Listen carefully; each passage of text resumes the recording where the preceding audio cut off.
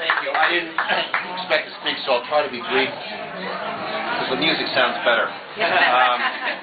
Thank you all for what you did in this last election. I know we were all very disappointed with a lot of the outcomes, but there was a lot of good that came from this election. Linda Kupchik being number one in my book, that being in Fairfield, but also Tony being reelected and the hard work on the House and the Senate side. A lot of close races we did. I think more importantly, though, that you realize in life that life is, we all know, full of disappointments.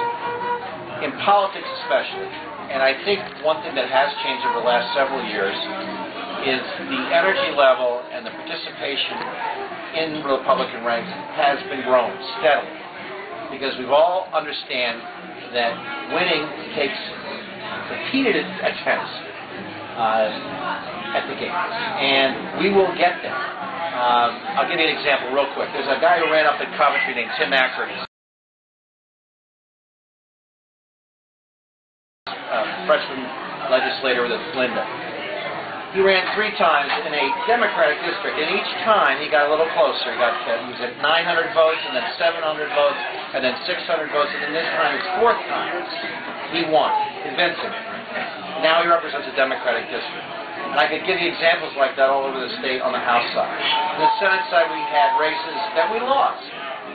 But if you look at the margins, to historical comparisons, they were the most competitive races that we had this year. Part of that is due to the energy that the Tea Party gave in many of these areas, keeping us honest, but also keeping the Democrats off their feet. We've got a lot of work to do in this municipal cycle. We've got a lot to do between now and February 22nd. The good news about Dan Malloy, if there is any, is that he gave us 9 opportunities to add Republicans. We've got 7 good candidates running in all of these races.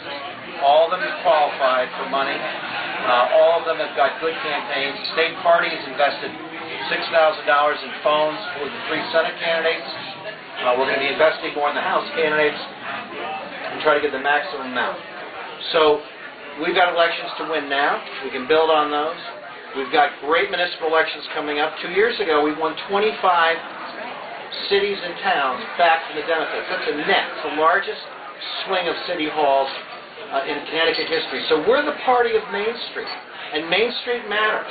That's where people's lives are most directly affected, and they're under Republican leadership in one major city, Stamford, but in a whole host of other cities that have long been run by Democrats. So that's the good news. There is a bench. There's a lot of excitement, and I think Dan Malloy on February 16th is going to lay a stink bomb on this state that is going to curl your hair and make you not want to move to Illinois. But it's going to make you want to redouble your efforts. Now, what we're trying to do at the party is do one quick thing, is to continue the communication process, not only with our advocates and our activists, but to branch out to people and make this important in their everyday lives. Because many people are like the folks down there at the bar. Those are the ones we want. The ones that are here, well, maybe not now, but maybe an hour ago. But these are folks that don't really pay attention to politics. And one day they wake up and they get a tax bill and they say, well, how did this happen? The Democrats happened. So we need to constantly use new media, new forms of communication with people out there that are paying the bills, creating wealth, creating opportunity, and make it important to them, and drag them in. And then from our side, we've got to continue to work as good citizens in this state. Not only doing politics, but working on our nonprofits, burrowing in and showing people that we're Republicans do not have fangs and horns. That we care about this country and we care about this state. And we have a path towards that based on opportunity and enrichment through hard work and accountability. And that's what we're all about. So we've got a lot to do between now and February 22nd. There are people that can volunteer here in this room. There's a race right down the street in Stamford. Bob Kohlenberg would love to have your help.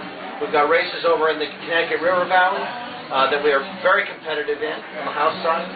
We've got a fantastic mayor in New Britain in his 4th term as a Republican in a city that's 7-1 Democrat, who's got the chance to become the first state senator, a Republican, from New Britain since someone named Nancy Johnson had it a long time ago in a galaxy far away. So we have the opportunity. We want to embrace everybody, no matter what their opinions, as long as they share those core beliefs of limited government opportunity and responsibility. And that's what we're about. Believe me, we're going to get there. We're going to get there. We're going to get there while we're all above this earth and this conscious world. Trust me, because we have the principles, we have the intelligence, and we like to have fun. And this is fun. So thank you for having me.